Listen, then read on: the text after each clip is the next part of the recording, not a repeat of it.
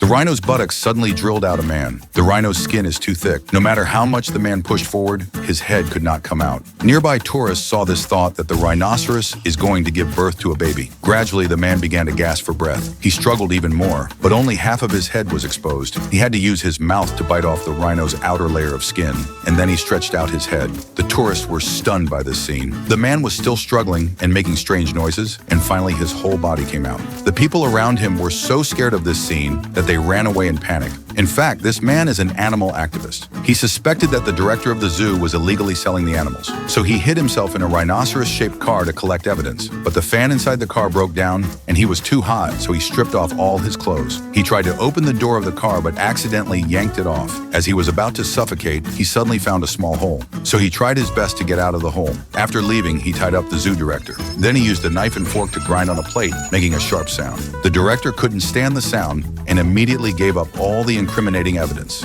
From then on, the man took over the post of the director of the zoo.